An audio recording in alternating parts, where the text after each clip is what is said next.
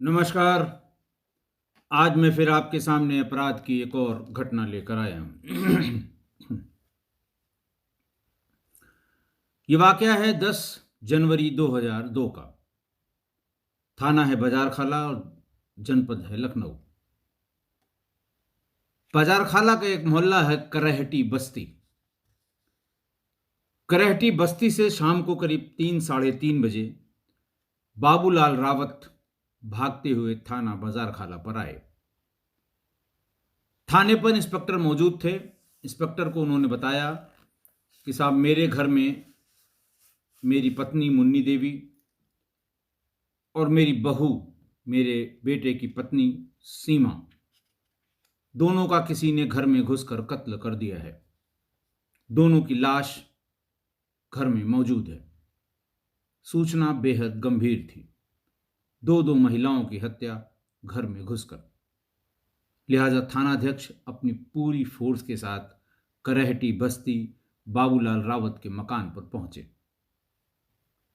उन्होंने देखा कि उनकी पत्नी मुन्नी देवी का सिर बुरी तरह से कुचला हुआ, ताजा कुचला हुआ, ताजा ब्लड जमीन पर पड़ा हुआ, और उनकी बहू सीमा का शव उसके बिस्तर पर गले में किसी चीज से फंदा लगाकर, किसी चीज से कसकर उसकी हत्या की गई है। तुरंत सूचना दी गई वरिष्ठ अधिकारियों को, कंट्रोल रूम को, कि सभी को सूचित कर दिया जाए कि यह घटना यहां पर हुई है। उस समय तक थोड़ा थोड़ा 2002 की बात है, डॉग स्क्वाड भी, कुछ डॉग स्क्वाड के डॉग, स्नाइपर डॉग्स अच्छे किस्म के आ गए थे, और एफएसएल की टीम भी, चूंकि लखनऊ में ही एफएसएल का केंद्र भी है महानगर में, एफएसएल की टीम भी थोड़ी क्वालिटी वाइज अच्छी हो गई थी। दोनों को मौके पर भेजने के लिए कंट्रोल रूम से आग्रह किया गया।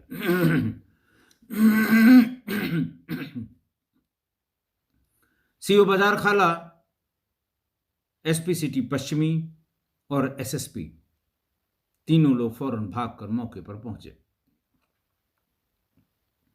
सभी लोगों ने मौके को देखा और कोशिश की कि मौके से कोई क्लू मिल पाए।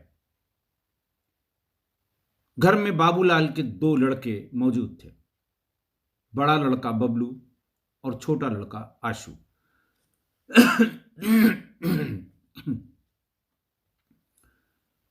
बबलू का रो रो के बुरा हाल हो रहा था। आशू भी गमगीन था। पुलिस ने सबसे बातचीत करने की कोशिश की, लेकिन फिर वही होता है कि जब तक बॉडी घर में है या जब तक अंतिम संस्कार न हो जाए, घर वालों से पूछताछ अमूमन नहीं की जाती। कोई बात कहीं इधर की उधर हो जाए, लेने के देने पड़ जाते हैं। बॉडी का पंचायतनामा मौके पर किया गया, बॉडी सील की गई और पोस्टमार्टम के लिए केजीएमसी के पास बने पोस्टमार्टम हाउस में भेज दिया गया। दिन की बात थी, 3 साढ़े 3 बजे, 5 बजे तक बॉडी पहुंच गई, पोस्टमार्टम भी हो गया। शाम को थाना बाजार खाला को पोस्टमार्टम रिपोर्ट भी मिल गई। बहू सीमा की डेथ स्मोदरिंग या थ्रॉटलिंग से cause of death due to asphyxia as a result of throttling आया, जबकि बाबूलाल रावत की पत्नी मुन्नी देवी का cause of death due to antemortem injuries. कुल 18 चोटें सिर और चेहरे पर पाई गई थी। सनसनीखेज हत्या थी। पूरे शहर का मीडिया मौके पर मौजूद था और जैसी उम्मीद थी, अगले दिन अखबारों के फ्रंट पेज पर सास बहू की हत्या से खबरें छपी। यही शीर्षक दिया गया था और आगे आने वाले दिनों में भी जो फॉलो अप लिखे गए वो सास बहू हत्या कांड लिखा गया। बहरहाल पुलिस ने अपना काम शुरू किया। पुलिस ने सबसे पहले घर वालों से बात की, बाबूलाल से और उनके दोनों बेटों से, वही बचे थे। किसी से कोई रंजिश का होना नहीं पाया गया, प्रॉपर्टी का कोई विवाद नहीं पाया गया, मकान दुकान का कोई झगड़ा नहीं पाया गया। आसपास के अपराधी प्रवृत्ति के लोगों को एक एक करके उठाया गया, मुखबिर मामूर किए गए। किसने किसने कहां कहां किसको किसको इस घर में आते जाते देखा। 1 दिन, 2 दिन, 3 दिन और 5 दिन बीत गए, बिल्कुल पता नहीं लगा। अखबार वाले थे कि मानने को तैयार नहीं थे। सास बहू हत्याकांड में पुलिस अभी तक किसी नतीजे पर नहीं पहुंची। सास बहू हत्याकांड पुलिस हाथ पर हाथ रखे बैठी है। सास बहू हत्याकांड आसपास के 4-6 लोगों को थाने पर बुलाकर पूछताछ की गई। यही हेडिंग्स सभी अखबारों में निकलती रही। अधिकारियों का दबाव भी बढ़ रहा था। वरिष्ठ अधिकारी सब लखनऊ में ही बैठते थे, सबका दबाव पड़ने लगा। और पुलिस से कहा गया कि नए सिरे से फिर से इन्वेस्टिगेशन शुरू करें, नई टीम को लगाएं, अलग अलग टीम को लगाएं और नए सिरे से इन्वेस्टिगेशन शुरू करें, तब हो सकता है कोई क्लू मिले। इंस्पेक्टर ने डिसाइड किया कि एक बार सबसे पहले वादी मुकदमा बाबूलाल रावत से बातचीत की जाए। बाबूलाल रावत को थाने पर बुलाया गया। इंस्पेक्टर साहब स्वयं और 2 सब इंस्पेक्टर उनसे पूछताछ करना उन्होंने शुरू किया। पहले पूछताछ करते समय पूछताछ जिससे की जा रही है उसकी मेंटल हेल्थ के बारे में अंदाज लगाते हैं। जैसे उससे नाम पूछेंगे, पिताजी का नाम, माताजी का नाम, मामा जी का नाम, नानी जी का नाम, कितने भाई थे, कितने बहन थे, और जो जानकारी होती है उससे टैली करते हैं कि बिल्कुल सही सही बता रहा है या नहीं।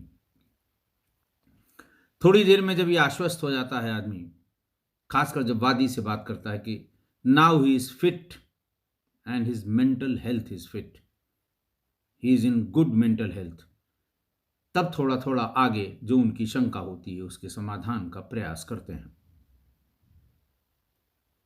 पुलिस ने जब पूछताछ शुरू की तो हर एंगल पे पूछताछ शुरू की। पत्नी पर कोई शक, बहू पर कोई शक, बेटे पर कोई शक, पड़ोसी पर कोई शक, अवैध संबंध, जमीन की रंजिश, मकान कब खरीदा, किसने खरीदा, भाइयों से विवाद, इस तरह की बातें वादी से पूछी जाती हैं कि शायद कहीं से कोई क्लू मिल जाए। और क्लू भी ऐसे ही मिलते हैं क्योंकि उस आदमी को अगर क्लू पता होता या उस पर किसी का दिमाग होता तो वो पहले ही बताता कि साहब मुझे फलां पे शंका है। लेकिन बार बार पूछे जाने पर भी जब वो किसी का नाम नहीं ले पा रहा था तो इस तरह की बात उससे शुरू की। बातचीत होते होते उसने बताया कि साहब एक बात मैं बताना चाहता हूं कि मेरा बेटा समलैंगिक था और मोहल्ले के तमाम समलैंगिक लड़के उसके मित्र थे। दिन भर उन्हीं के साथ इधर उधर घूमा करता था। पुलिस ने पूछा कि जब आपको पता था कि आपका बेटा समलैंगिक है तो शादी कैसे की। इसका जवाब बाबूलाल ने दिया कि साहब हमको और हमारी पत्नी को लगा कि अगर इसकी शादी कर दी जाएगी तो हो सकता है उसकी ये आदत छूट जाए। पुलिस ने पूछा आपने पहले क्यों नहीं बताया। उन्होंने कहा साहब पहले ऐसे कोई बात नहीं लग रही थी, लेकिन इधर 3-4 दिनों में हम लोगों के दिमाग में यह आया कि बहू मेरी बहुत खूबसूरत है और इसके समलैंगिक दोस्त ही यहां पर आते जाते थे, बाकी बाहरी कोई आदमी आता नहीं था। हम लोगों को शंका यह है कि इसी के किसी ऐसे दोस्त जिसकी बुरी नजर रही हो मेरी बहू पे, उस दिन वो आ गया हो और मेरी पत्नी ने देख लिया हो, पहचाने जाने के डर से उसने दोनों की हत्या कर दी। बाबूलाल की बात में दम था। ऐसा होता है, पुलिस ऐसे तमाम मामलों से रूबरू होती है। पुलिस ने फिर उससे जोर दे के पूछा कि फिर शादी कैसे की। उन्होंने कहा साहब जब हम लोगों ने ये डिसाइड कर लिया कि अब शादी अगर कर देंगे तभी इसकी ये आदत छूटेगी, तभी शायद हमारा आगे का वंश चल सके, हमारे बेटे के बच्चे हो सकें। तो एक बेहद खूबसूरत लेकिन बहुत गरीब घर के लड़की का रिश्ता आया। हमने फौरन हाँ कह दी। हाँ कहने के बाद बबलू को यानी अपने लड़के को बताया। उसने साफ मना कर दिया कि मुझे कोई शादी नहीं करनी है। कई दिनों तक समझाते समझाते किसी तरह से वो राजी हुआ, तब हम लोगों ने शादी की।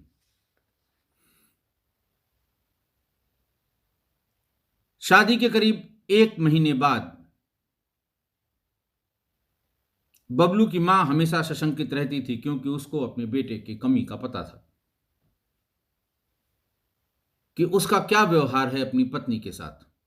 गाहे बगाहे इधर उधर से वो अपनी बहू से पूछ लिया करती थी, क्या लाया, क्या खिलाया, घूमने कहीं नहीं गए, इस तरह की बातें वो उससे किया करती थी। लेकिन जब कोई क्लू उसको नहीं मिला, तो एक दिन उसने 1 महीने बाद अपनी बहू सीमा से ये बताया कि देखो मेरे बेटे में एक कमी है, तुमको पता भी लग गया होगा। बस तुमसे ये उम्मीद हम करते हैं कि तुम हमारे बेटे की ये आदत छुड़ा दोगी। समलैंगिकता वाली आदत की बात वो कर रही थी। उसने ये भी कहा कि इसी आदत को छुड़ाने के लिए ही मैंने तुमसे इसकी शादी की है, वरना तुम्हारे यहाँ, तुम्हारे परिवार के पास हमें देने के लिए 1 पैसा नहीं है। इस पूरी शादी में तुम्हारे बजाय हम लोगों ने पैसा लगाकर ये शादी की है, इसलिए अब ये तुम्हारी जिम्मेदारी है कि तुम इसकी इस आदत को कैसे भी छुड़ाओ। फिर बातचीत में जब उसने ज्यादा कुरेदा तो सीमा ने बताया कि शादी के 1 महीने हो गए हैं माताजी, लेकिन आज तक बबलू मेरे करीब भी नहीं आए हैं, जबकि वो और हम एक ही कमरे में सोते हैं। मां समझ गई। मां ने कहा तुम कोशिश अपनी तरफ से करती रहो, और हमें उम्मीद है कि तुम इसको किसी न किसी समय, कभी न कभी, चाहे समय कितना भी लग जाए, सही रास्ते पर ले आओगी, और ये भी अपने सीधे रास्ते पर चलने लगेगा। पुलिस बहुत ध्यान से इस इम्पॉर्टेंट क्लू को पर काम कर रही थी और सुन रही थी उसको। फिर उन्होंने पूछा आगे क्या हुआ। क्या बताया तुम्हारी बहू ने कि आदत इसकी छूटी कि नहीं छूटी। उसने कहा साहब आदत छूटने की बात तो बहुत दूर की है, इधर बीच कई हफ्तों से वो रात में बहुत देर में घर आने लगा, कभी रात में 2 बजे, कभी 3 बजे। मैं वैसे ही बहुत परेशान था उसको लेके, मैं भी पता करता रहता था। तब ये पता लगा कि नवाबी शौक रखने वाले बहुत से लोग लखनऊ में अब इसे पैसा देकर अपने घर ले जाते हैं, और रात में जब ये छूटता है तभी सीधे घर आता है। हमें यही लगता है कि इन्हीं लोगों में से किसी ने, जो इसके मित्र हैं या जो लोग इसे ले जाते हैं, उनमें से किसी ने ये उससे किसी नाराजगी में या इसकी पत्नी के चक्कर में ये कांड कर दिया है। पुलिस ने पूछा अच्छा तुम ये बताओ कि तुम्हें कितने ऐसे दोस्तों का नाम है जो इसके सबसे अच्छे दोस्त हैं और समलैंगिक हैं, जिनके संबंधों के बारे में तुम्हें सही सही पता हो। बाबूलाल ने कहा कि हाँ साहब मुझे पता है, इसके 2 दोस्त ऐसे हैं जिनके बिना ये रह नहीं सकता। एक का नाम सचिन है, दूसरे का नाम रघु है। पुलिस के लिए बहुत बड़ी लीड थी, क्योंकि वादी मुकदमा मृतका का पति और दूसरी मृतका का ससुर जब ये कह रहा हो कि उसकी शंका इस पर जा रही है कि इन्हीं किसी दोस्तों ने किया है, तो इनको उठाने से सही सही आदमी का, सही सही मुलजिम का नाम पता लग जाएगा। सचिन और रघु पुलिस के कब्जे में आ गए। उनसे पहले सामान्य पूछताछ हुई, फिर श्रेणीबद्ध पूछताछ शुरू की गई। सचिन के घर वालों को इस बीच में पता लगा कि पुलिस सचिन को बहुत मार रही है। बाजार खाला बड़ा डेंस लोकेलिटी है और डेंस लोकेलिटी के बीच में ही वो थाना है। थाना की कोई बड़ी एक्टिविटी लिखा पढ़ी के अलावा आसपास वालों को पता लग ही जाती है, या लोग हमेशा वो जो थाने के आसपास घूमने वाले जिन्हें दलाल कहते हैं उनसे पता करते रहते हैं। वो लोग भी इधर उधर से पता करके बता देते हैं कि थाने के भीतर चल क्या रहा है। किसी ने ये खबर कर दी कि सचिन को पुलिस मार बहुत रही है। जब सचिन की माँ, पिताजी और भाई थाने पर पहुंचे तो पीछे वाले कमरे से सचिन की जोर जोर से आवाज भी आ रही थी। लग रहा था कि उसके साथ श्रेणीबद्ध पूछताछ हो रही है। सचिन की माँ, पिताजी और भाई सीधे भाग के बबलू के पास गए। उनको भी पता था कि उनका बेटा क्या करता है और यह भी पता था कि इसका सबसे अच्छा दोस्त या पार्टनर बबलू ही है। बबलू घर ही पर था। बबलू से उन लोगों ने कहा कि पुलिस सचिन को और रघु को बहुत मार रही है। तुम जाके क्यों नहीं सही सही बात बताते हो कि जिस समय की यह घटना बताई जा रही है वो लोग तुम्हारे साथ थे। तुम्हारे साथ ही वो लोग बाद में अंतिम क्रिया में भी गए थे, पोस्टमार्टम के बाद लाश को लेने भी गए थे, नहीं तो पुलिस उनको मार डालेगी। उनकी बात सुनकर बबलू थोड़ा परेशान हुआ। फिर उन लोगों से बोला कि ठीक है, आप लोग चलिए, मैं थाने आता हूं। किसी को साथ लेकर ही मैं आऊंगा, आप लोगों के साथ नहीं जा पाऊंगा, पुलिस और तंग करेगी। ये सुनते ही सचिन के माँ बाप और भाई चले गए। 16 जनवरी 2002 को बबलू दिन में 11 बजे खुद थाने पर आ गया। इंस्पेक्टर के सामने उपस्थित हुआ। बताया कि मैं जो मृतका दोनों हैं सीमा का पति हूं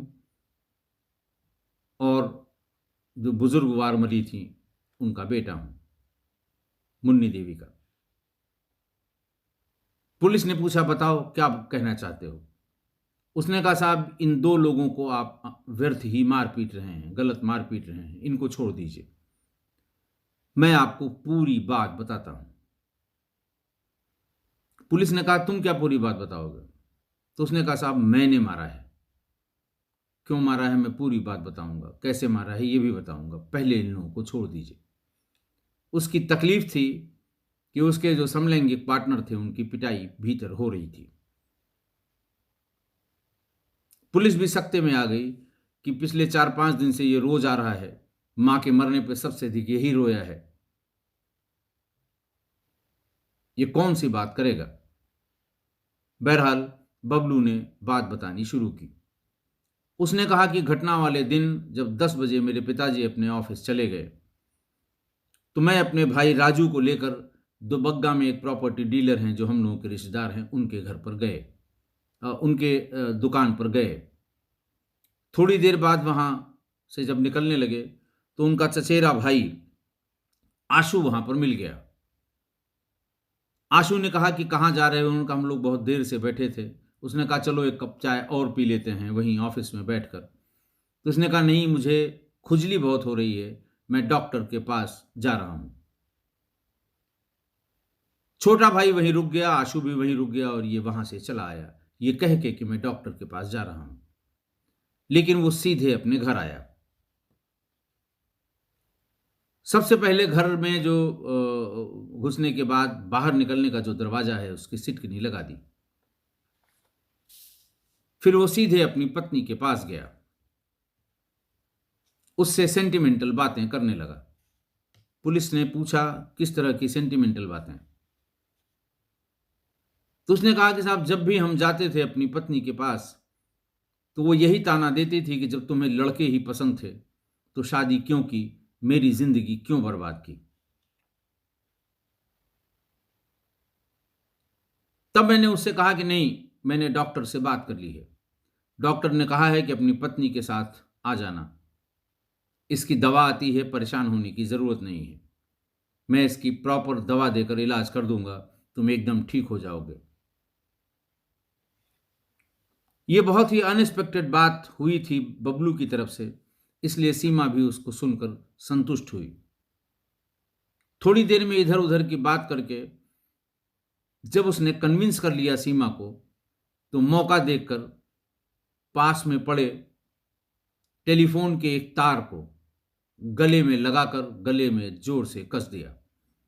इसके पहले कि उसके मुंह से आवाज भी निकलती, उसका गला बबलू ने घोंट दिया, अपनी पत्नी का। उसको मारने के बाद बबलू ने बताया कि साहब मैं बहुत दुखी हुआ और मैं रोने लगा।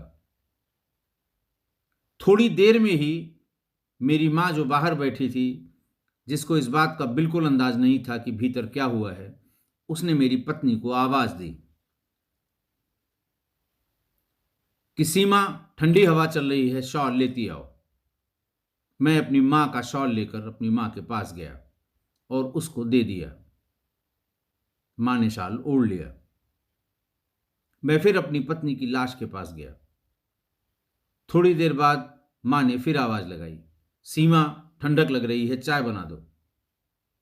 बबलू फिर भाग के बाहर आया, बोले, माँ, चाय मैं बना देता हूं। ये कह के वो किचन में चाय बनाने चला गया। माँ को शंका हुई कि मैं 2-3 बार सीमा का नाम लेके चिल्ला चुकी हूं, लेकिन वो बोली बिल्कुल नहीं है। जरूर कुछ न कुछ दाल में काला है। वो सीधे सीमा के कमरे में घुस गई। देखा कि सीमा रजाई ओढ़कर लेटी हुई है। सिर की तरफ से उसने जब रजाई हटाई तो देखा उसकी जीभ निकली हुई है और वो मर चुकी है। ये देखते ही मुन्नी देवी यानी सीमा की सास की चीख निकल गई। चीख की आवाज सुनते ही बबलू भी किचन से भाग कर आ गया और उसने अपनी मां को समझाने की कोशिश की। उसने कहा, मां, जब भी मैं इसके सामने जाता हूं रोज रोज मैं जलील होता हूं। वो रोज यही ताने देती है कि तुम किसी काम के नहीं हो। मैं उसके सामने नजर भी नहीं उठा पाता, जबकि रोज मैं उसको काफी पैसा जो मैं अपने बदन से कमाता हूं, मैं अपने जिस्म से कमाता हूं, उसको लाकर दे देता हूं। उसे किसी चीज की कमी नहीं महसूस होने देता, लेकिन फिर भी वो वही ताने सुनाती है जिसको सुन के मेरे पास कोई जवाब नहीं होता है। इसलिए ये जरूरी था। मां बिल्कुल नहीं मानी। मां ने कहा, मैं पुलिस में जाऊंगी। मेरा तो सब कुछ यही करती थी। तुमने तो कभी एक कप पानी के लिए, एक गिलास पानी के लिए भी नहीं पूछा होगा। मां जब ज्यादा आर्गुमेंट करने लगी तो बबलू ने बताया कि मैंने मां को जोर से धक्का दे दिया। वो जमीन पर गिर पड़ी। कमरे के कॉर्नर में 3 विकेट, क्रिकेट का शौकीन था वो, 3 विकेट खड़े हुए थे। एक विकेट उसमें से निकाला और मां के सिर पे 20-25 बार पूरी ताकत से वार किया। चारों तरफ खून हो गया और मां की थोड़ी देर में मृत्यु हो गई। मैं चुपचाप बाथरूम में घुसा, कपड़े उतारे, नहाया, कपड़ों को साफ किया, ऊपर छत पर ले गया, सुखाने के लिए डाल दिया और फिर दूसरे कपड़े पहनकर बाहर का दरवाजा भिड़ाकर बाहर चला आया। थोड़ी देर में हल्ला हुआ कि मार दिया, मार दिया, मार दिया। भीड़ इकट्ठा हुई, तब मैं पहुंचा। मेरे पिताजी थाने जा चुके थे। मेरे साथ के यार दोस्त मेरे साथ हो लिए। मैं भी थाने पहुंच गया।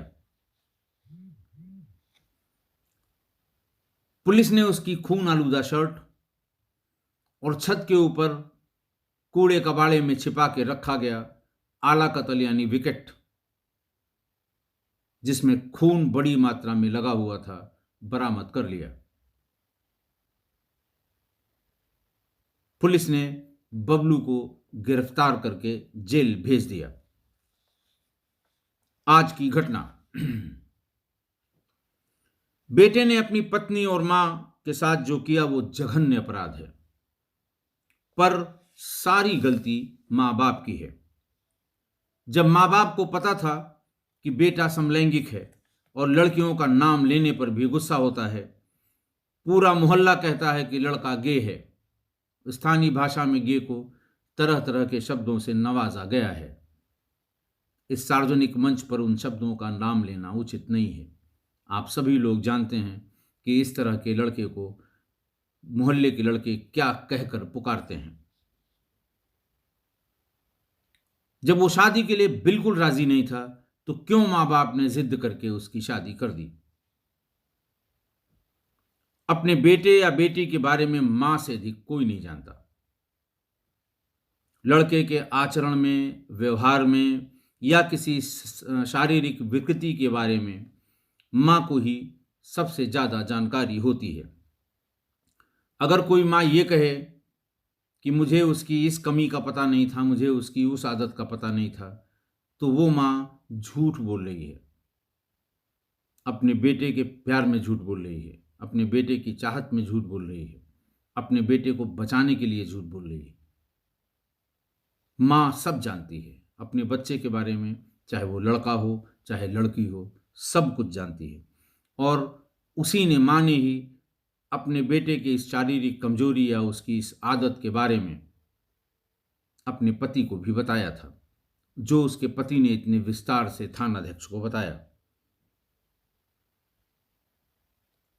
जब उसके बारे में मां ने ये बताया अपने पति को, बबलू के बारे में, तो बजाय किसी डॉक्टर की सलाह लेने के, बजाय किसी डॉक्टर के पास ले जाने के, उन लोगों ने शादी के लिए जिद करनी शुरू कर दी। शादी कराने पर सारा जोर लगा दिया और आखिरकार पूरा परिवार ले डूबे बबलू के पिताजी। लड़का हो या लड़की हो, अगर ऐसे किसी लड़के या लड़की का अननेचुरल बिहेवियर जब भी आप डिटेक्ट करें, बहुत छोटेपन में डिटेक्ट करें, थोड़ा बड़ा हो जाए तब डिटेक्ट करें, जब भी आप डिटेक्ट करें, आप पहले डॉक्टर की सलाह लें, मनोचिकित्सक की सलाह लें। हर बीमारी का एक्सपर्ट आजकल हर जगह मिलता है, उसकी सलाह लें। क्योंकि ये बिल्कुल गलत धारणा है कि बेटा या बेटी के किसी अननेचुरल बिहेवियर या किसी अननेचुरल बात के लिए उसका शादी कर देना ही सबसे शर्तिया इलाज है। ये बिल्कुल गलत धारणा है। बहुत ढेर सारे परिवार, बहुत ढेर सारे लड़के और लड़कियां इसी चक्कर में अपना परिवार भी खो देती हैं, जान से भी चली जाते हैं। लिहाजा माँ बाप की हैसियत से आपको जब कभी अपने बच्चों में कोई इस तरह की, ग्रोन अप बच्चों में, छोटे बच्चों में, एडल्ट बच्चों में, आप जब भी ऐसी बात डिटेक्ट करें जिसका मेडिकल सोल्यूशन जरूर होता हो, तो डॉक्टर की सलाह दें, सलाह लें, बजाय इसके कि आप ये जोर करें कि बस शादी कर दो सब ठीक हो जाएगा। शादी करना कभी इसका इलाज नहीं है। आशा है आप मेरी इस बात से सहमत होंगे। अगर सहमत नहीं हैं तो मुझे मेल करके जरूर बताएं। आपके सुझाव से या आपकी बात से मेरा भी ज्ञान वर्धन होगा। कल के एपिसोड के लिए कुछ मुहनचवा के लिए कुछ लोगों ने ये पूछा कि साहब आप कहते हैं अफवाह है, 2 लाशों का पोस्टमार्टम हुआ, आखिर पुलिस किसी न किसी नतीजे पर तो पहुंची होगी। देखिए, पोस्टमार्टम रिपोर्ट में कॉज ऑफ डेथ जब लिखी जाती है तो एंटीमार्टम इंजरीज, पोस्टमार्टम इंजरीज या cause of death could not be ascertained, hence viscera preserved. उसमें ये नहीं लिखा, बहुत ज़्यादा से ज़्यादा लिखा होता है antemortem injuries caused by hard and blunt object, caused by sharp edged object, caused by gunshot। ये कोई नहीं लिख सकता है कि ये जानवर के पंजे के निशान हैं, कि किसी चाकू की नोक के निशान हैं, कि किसी कटीले तार के निशान हैं। ये पोस्टमार्टम करने वाले डॉक्टर को पता नहीं है। उन दोनों लाशों में पोस्टमार्टम में cause of death antemortem injuries की वजह से आया था, इसलिए इसका कोई मतलब नहीं था। इसीलिए दोनों को भीड़ के बीच में एसडीएम या एडीएम क्या कहते, यही तो कहते कि हाँ साहब मैं जांच करा रहा हूँ, कुछ जरूर इसमें रहस्यमयी लग रहा है। पोस्टमार्टम रिपोर्ट में सब क्लियर हो गया। किसी ने आज तक मुंह नोचवा और सुई लगाने वाली एक किसी घटना का गोरखपुर में जिक्र किया गया, चोटी कटवा, मंकी मैन, किसी ने भी किसी को नहीं देखा है। ये सिर्फ अफवाह थी और आज भी अफवाह है। मैंने सोचा कल बहुत से लोगों ने ये बात लिखी थी तो ये बात आपको बता दूं। आज के लिए बस इतना ही। बहुत बहुत धन्यवाद।